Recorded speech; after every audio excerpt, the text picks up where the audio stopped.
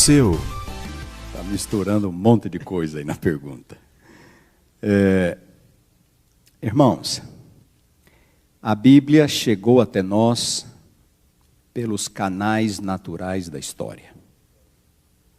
Vocês já ouviram falar de uma certa religião que, segundo se diz, os seus escritos foram encontrados em placas de ouro, escondidas numa caverna, e que depois foram traduzidas pelo anjo e dão até o nome do anjo, não é? Não foi assim que a Bíblia chegou até nós. A Bíblia chegou até nós pelos canais normais da história. Em primeiro lugar, havia uma situação específica, como eu mencionei ontem, uma situação específica.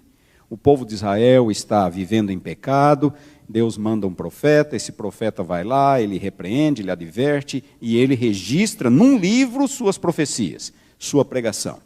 Havia uma situação específica. Então, havia uma situação histórica, Deus envia uma pessoa real, um ser humano, às vezes é um sitiante, é alguém que trabalha na agricultura, às vezes é um indivíduo um pouco mais estudado, Isaías, que era um membro da corte. Deus escolhe pessoas as mais variadas, Paulo, que era um rabino, Pedro, que era um pescador, Mateus, que era um coletor de impostos. Deus pega as pessoas mais variadas, aqueles que ele sabe que ele pode utilizar. Então, há uma situação específica, Deus levanta uma pessoa específica para ir e levar a mensagem de Deus. Ou para registrar um documento específico para que possa ser útil para aquele grupo, para aquela comunidade. Assim a Bíblia foi escrita. Então, você tem um Isaías, que era um indivíduo mais culto, mais sofisticado. Você tem um salmista, por exemplo, que havia sido pastor de ovelhas no passado. Você tem um Paulo, que havia sido um rabino. Você tem um João, que havia sido um pescador. E essas diferenças, elas ficam evidentes no texto. Você tem um Paulo que escreve de um modo mais sofisticado, um João que escreve de um modo muito mais simples. Olha o estilo de João. Filhinhos, estas coisas vos escrevo para que não pequeis. Olha o estilo de João Batista, raça de víboras. Estão vendo a diferença? É a diferença no temperamento da pessoa. Eu consigo ver o temperamento dos apóstolos, dos profetas na Bíblia. Jeremias está lá se lamentando o tempo inteiro, chorando o tempo inteiro. Mas Senhor, porque eu enviei outra, eu não quero, está duro, eu não vou, o povo não me ouve. Jeremias é conhecido como o profeta chorão. Está reclamando o tempo inteiro. Reclamando o tempo inteiro. Você pega um Paulo. Paulo fica batendo com todo mundo o tempo inteiro. Marcos falha com Paulo na primeira viagem, na segunda ele não quero mais, não adianta. Não levo mais. Mas Paulo, leva o coitado, não levo.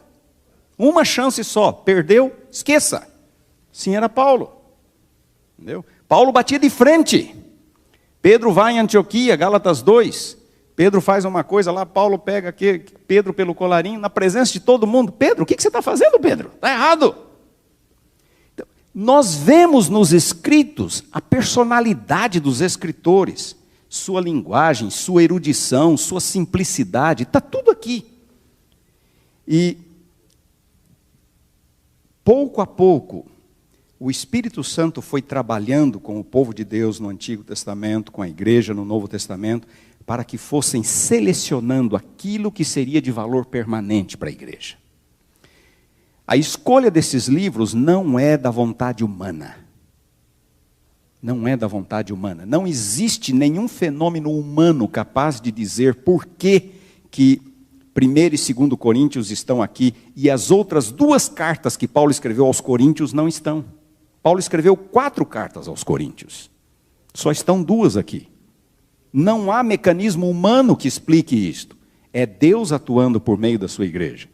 1 Coríntios capítulo 5, versículo 9, Paulo fala, já por carta vos escrevi.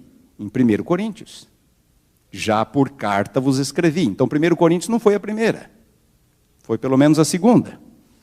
E em 2 Coríntios ele faz referência a uma carta que ele escrevera depois da primeira. Então 2 Coríntios é a quarta. 1 Coríntios é a segunda e 2 Coríntios é a quarta. Então, não há mecanismo humano suficiente para explicar isto. Paulo escreveu uma carta aos Laodicenses, mencionada em Colossenses capítulo 4, versículo 16. Não está na Bíblia. Os outros livros de Paulo estão. Então, Deus atuou por meio do seu Espírito na igreja para selecionar aquilo que teria valor permanente. Esse é o primeiro ponto. Segundo ponto, como foi que esses livros chegaram até nós? Eles foram escritos por pessoas reais, em situações reais, e eles foram copiados e recopiados por pessoas reais como vocês e eu. Algumas muito eficientes, outras nem tanto.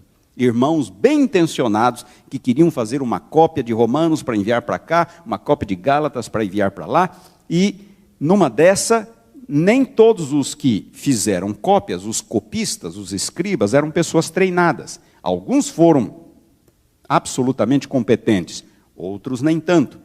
Como é que eu fico? Não está comprometido? Eu me deparei com essa pergunta quando eu era colportor, fazendo meu curso de teologia, vendendo livros da igreja. Alguém pôs a mão em cima do meu prospecto e falou assim, mas quem pode garantir que aquilo que Mateus, João, Paulo escreveram tanto tempo atrás foi preservado de forma íntegra? Quem pode garantir? E eu não tinha uma resposta naquele momento. E foi aí que eu comecei a pesquisar. Quem pode garantir? Irmãos, nós temos hoje 5.700 manuscritos gregos. O Novo Testamento foi escrito em grego. 5.700 manuscritos gregos do Novo Testamento. Alguns completos, outros fragmentários. Então, se eu tiver uma dúvida se o livro foi preservado de forma íntegra, o que eu tenho que fazer? Comparar. Olhar os manuscritos. E quando eu comparo os manuscritos, o que é que eu percebo? Eu encontro erros? Sim, eu encontro erros, porque eram pessoas comuns, algumas muito imprudentes, muito amadoras, algumas dessas pessoas que fizeram cópias, mas outras eram escribas profissionais, absolutamente zelosos, cuidadosos. Então, quando eu coloco todas estas cópias na mesa e começo a comparar, eu identifico erros, mas eu tenho cópias o bastante para identificar e corrigir os erros. Vocês estão me entendendo?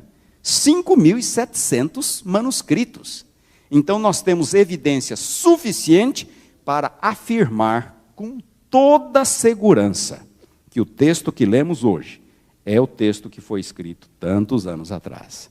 O texto foi preservado na sua íntegra.